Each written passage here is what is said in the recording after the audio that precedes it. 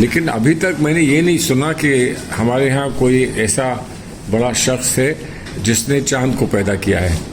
ये भी हो सकता था कि चांद हमारा बनाया हुआ है और उस चांद पर हमने खिलौना भेजा है, ये भी हो सकता था। तो जो भी हिंदुस्तान में गलत होता है, अगर सैलाब भी आता है तो कहते हैं कांग्रेस ने कुछ इंतजाम नहीं किया इसलिए सैलाब आ गया। जो अक्सरियत कांग्रेस पार्टी में है वो हिंदू हैं और जो नेता हैं वो हिंदू हैं, हमारी टॉप लीडरशिप हिंदुओं की है। हाँ, मुसलमान भी हैं, वो अच्छी बात है। तो ऐसी तब्दीली क्यों कर रहे हैं? अगर तब्दीली करना ये चाहते थे कि हम सेडिशन को और सख्त करेंगे तो वो वहाँ पे जहाँ सेडिशन था उसी में अमेंडमेंट कर देते कि एक नए इंडिया की पैदाइश हुई है, लेकिन है ये पुराना इंडिया। सच्ची बात है, ये पुराना इंडिया है। जो आइडिया ऑफ इंडिया था वो बहुत पुराना है। हमारी मार्केट क्या है? हमारी मार्केट नफरत है। जहाँ ज़्यादा नफरत दिखेगी वहाँ प्यार की दुकान लेकर हम पहले जाएंगे और उसके बाद वहाँ से फिर और जगह फैलाएंगे। मेरे साथ में इस वक्त साबिक़ कानूनी वज़ीर और वरिष्ठ अधिवक्ता सलमान खुर्शीद साहब मौजूद हैं, जो अहमदाबाद के दौरे पर एक ख़ास कार्यक्रम में हिस्सा लेने के लिए आए थे। हम बात करेंगे जो मुल्क के मौजूदा हालात हैं, 2024 के चुनाव सर पर हैं, किस तरह की तैयारियां हैं, किस तरह के मुद्दे रहते हैं और किस तरीके से मुद्दे जो है वो गौण कर दिए गए हैं। सलमान साहब, सबसे पहले बहुत बहुत शुक्रिया कि आपने हमें वक्त दिया। सलमान साहब, जिस तरीके से 2024 का चुनाव सर पर है, लेकिन उससे पहले मुद्दों को बाकायदा मीडिया से गौण कर दिया गया है या करवा दिया गया है? देखिए, ये सवाल आप पूछ रहे हैं, आप मीडिया से ताल्लुक़ रखते हैं, तो ये सवाल तो मीडिया आपस में ही पूछे तो बेहतर है। हमारी तो इल्तिजा है, कोशिश है कि हम जो भी सोचते हैं, करते हैं, कह रहे हैं, हम चाहते हैं कि मीडिया उसको ज़्यादा से ज़्यादा पब्लिश करे, शाया करे। अगर किसी को उससे इख्तलाफ है, कोई इसको पसंद नहीं करता, तो वो मीडिया पर ही हमारी मुखालफत करे, हमें कोई मसला नहीं है। लेकिन हम ये मानते हैं कि मीडिया को जजमेंटल नहीं होना चाहिए कि आप फैसले मत सुनाएं हमारे बारे में। जो फैसला सुनाना है वो आवाम को सुनाना है। आपका जो फ़र्ज़ है और जो आपका हक़ है, अधिकार है, वो है कि आप जो भी फैक्ट्स हैं, जो भी कहा जा रहा है, सोचा जा रहा है, उसको पेश कर दें आवाम के सामने और कहें कि फ़लाँ ने ऐसा कहा, फ़लाँ ने ऐसा कहा, अब आप तय करिए किसने बेहतर कहा। हमें वहाँ तकलीफ़ हो जाती है, थोड़ी शिकायत हो जाती है, जहाँ हमारे कुछ कहते ही या करते ही एक जजमेंट आ जाता है कि ये तो सरासर गलत है, ये देखिए ये तो हमारे मुल्क के ख़िलाफ़ है, ये तो हमारे मुल्क का विरोधी मामला है, एक्सेट्रा। उसकी थोड़ी सी हम लोगों को शिकायत होती है, क्योंकि डेमोक्रेसी में जब तक, और आज की डेमोक्रेसी में जहाँ मीडिया को देखकर, सोशल मीडिया को देखकर 1 मिनट में आदमी अपना फ़ैसला बदल सकता है, तो आज डेमोक्रेसी में कितनी बड़ी जिम्मेदारी मीडिया पर है। हक़ भी है मीडिया का और दायित्व भी है, जिम्मेदारी भी है। तो मैं तो उम्मीद ये करता हूँ कि ये सवाल मीडिया आपस में बैठकर मीडिया के लोग इस पर डिस्कस करें, गुफ्तगू करें और उसके बाद वो जो समझते हैं सही है उसको करें। तो दूसरा, 2024 चुनाव से पहले कई मुद्दे ऐसे लाए गए और ख़ासकर हमने देखा 2014 के बाद की अगर बात करें तो पूरा डिस्क्रिमिनेशन हर तरफ नज़र आ रहा है, हिंदू मुस्लिम, इसके अलावा कोई मुद्दे कहीं पर भी नहीं है। अगर हमारे देश के साइंटिस्ट कुछ करते हैं, कुछ उपलब्धि हासिल करते हैं देश के लिए, तो उसको भी एक महापुरुष के साथ में जोड़ दिया जाता है। वो देखिए, मुझे तो ताज्जुब इस बात का है कि चंद्रमा पे भेजा गया, चांद पर चंद्रयान भेजा गया, लेकिन अभी तक मैंने ये नहीं सुना कि हमारे यहाँ कोई ऐसा बड़ा शख्स है जिसने चांद को पैदा किया है। ये भी हो सकता था कि चांद हमारा बनाया हुआ है और उस चांद पर हमने खिलौना भेजा है, ये भी हो सकता था। लेकिन बहरहाल ऐसा अभी नहीं कहा गया है, अभी ऐसा नहीं कहा गया है। अभी तो चांद सभी का है। लेकिन जैसे चांद पर जाने को जिस तरह से सेलिब्रेट किया गया कि हिंदुस्तान ने चांद पर अपनी छाप लगा दी है, देखिए छाप तो वहाँ औरों की पहले से लगी थी, और ये हिंदुस्तान की छाप माइनस कांग्रेस पार्टी तो नहीं है।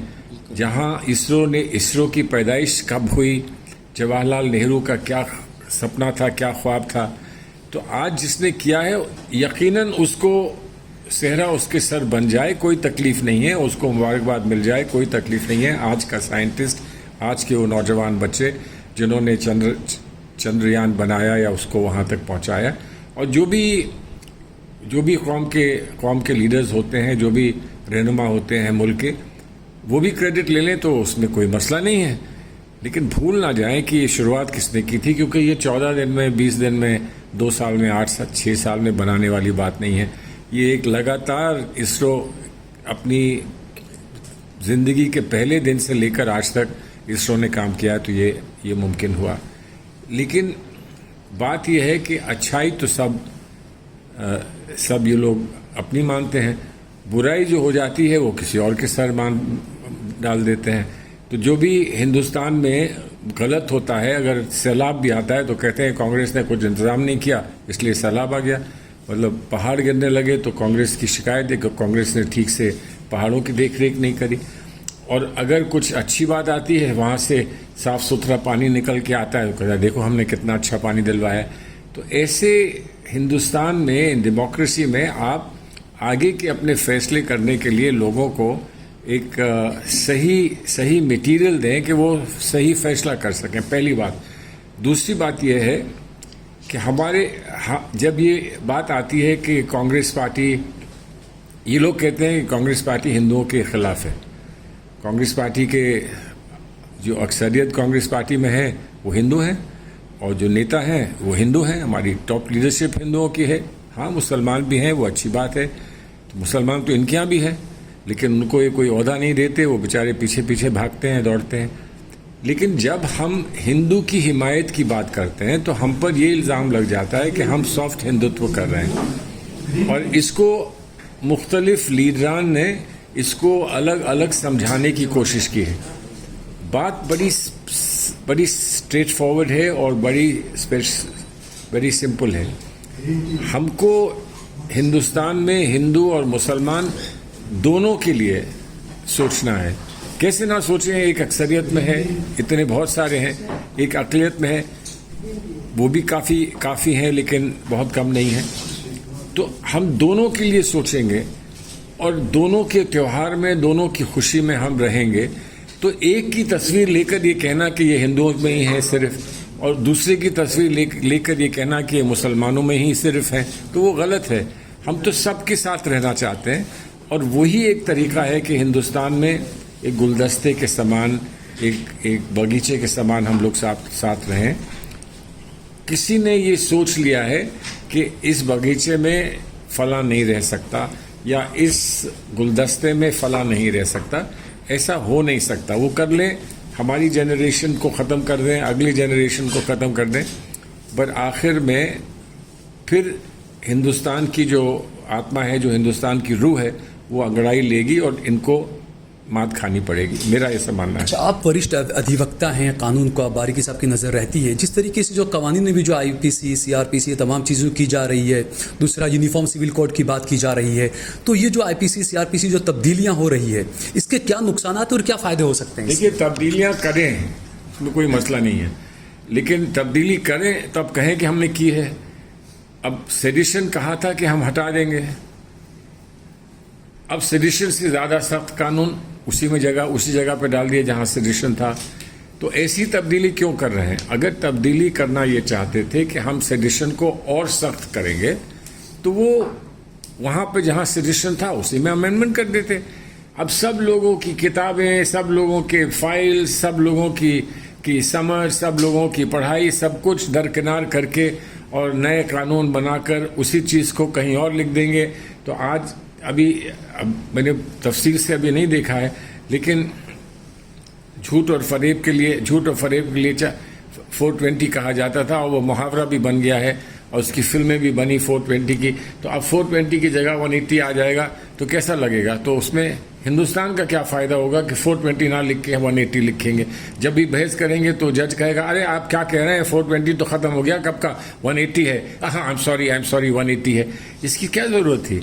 कानून में परिवर्तन किए जाते हैं कानून को इम्प्रूव करने के लिए। जो आपके एक्सपीरियंसेस रहते हैं, जो आपके तजुर्बे रहते हैं, उनको कानून में स्टैट्यूट में डालने के लिए।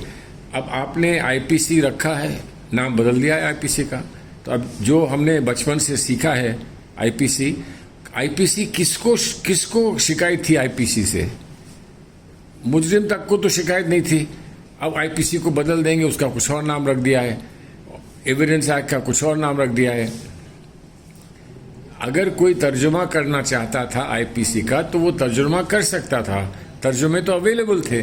तो अब वो नाम बदलने की ज़रूरत क्या पड़ी कि अब वो हिंदी में नाम डाल दिया, तर्जुमा कर उसका तर्जुमा करेंगे और इंग्लिश में नाम फिर ले लेंगे, तो इतना कन्फ्यूजन पैदा होगा। कानून सिंपल होना चाहिए, आसान होना चाहिए, और कानून जो है वो सर्टन होना चाहिए। ये 3 चीज़ें हैं जो कानून में हमेशा रखी गई हैं। आखिरी 2 सवाल, 2024 के चुनाव को आप किस तरीके से देखते हैं? इंडिया एक नया फॉर्म किया गया, 2024 का चुनाव कितना मुश्किल है, कितना आसान होगा कांग्रेस के लिए? ये पुराने इंडिया के लिए एक नया इंडिया आया है। तो a new India is born, जैसे कहते हैं ना कि एक नए इंडिया की पैदाइश हुई है, लेकिन है ये पुराना इंडिया। सच्ची बात है, ये पुराना इंडिया है। जो आइडिया ऑफ इंडिया था वो बहुत पुराना है। उस आइडिया ऑफ इंडिया को हम एक नए फॉर्मेट में पेश कर रहे हैं मुल्क में, और इसमें एक कोशिश है कि सब लोगों को साथ जोड़ के ले आएं। और मैं उम्मीद करता हूं कि जब सभी लोग जुड़ेंगे तो हमें कामयाबी मिलेगी। इंडिया को कोई मात नहीं दे सकता है। अच्छा, आखिरी सवाल ये कि राहुल गांधी हर जगह पर जा रहे हैं, लेकिन सवाल ये उठ रहा है कि मोहब्बत की दुकानें आप खोल रहे हैं, आप हरियाणा नहीं जाते, नू नहीं जाते, आप मणिपुर चले जाते हैं, ये सवाल भी उठने लगे हैं। नहीं, अब देखिए, आप मुझे ये बताइए, लुलू जो खुले हैं, मॉल्स खुले हैं, वो कितनी जगह खुले हैं? मैंने तो कल देखा कि वो यूपी में खुला है, पहले तो दुबई में खुला था। अब यूपी में मैं गया, मैंने कहा अच्छा यहाँ भी लुलू मॉल खुल गया। अब पता नहीं गुजरात में खुला है कि नहीं खुला है। तो देखिए, जो खोलने वाला होता है उसको भी तो बेचारे को मौका दिया जाता है कि पहले कहाँ जाना है, कहाँ खोलना है, मार्केट कहाँ अच्छी है, उसको देख के खोला जाता है। हमारी मार्केट क्या है? हमारी मार्केट नफ़रत है। जहाँ ज़्यादा नफ़रत दिखेगी वहाँ प्यार की दुकान लेकर हम पहले जाएंगे, और उसके बाद वहाँ से फिर और जगह फैलाएंगे। ये तो एक तहरीक है, और अब तो हम गली गली कूचे कूचे में मोहब्बत पहुंचा देंगे, तो फिर ये कहना ही नहीं पड़ेगा कि ये पहले आई कि वो पहले आई। तो लेकिन सिर्फ सवाल ये पूछिएगा कि यहाँ आ गई कि नहीं आ गई। हम अपनी कोशिश यही करेंगे कि हर जगह हम पहुंच जाएं, हर दरवाजे हम पहुंच जाएं, हर घर पहुंच जाएं, हर दिल में हम पहुंच जाएं। अगर ये सब हो गया तो फिर कौन हमारे सामने खड़ा हो पाएगा? मिल्लत टाइम्स को आपकी ज़रूरत है, हमारी आप माली मदद करें।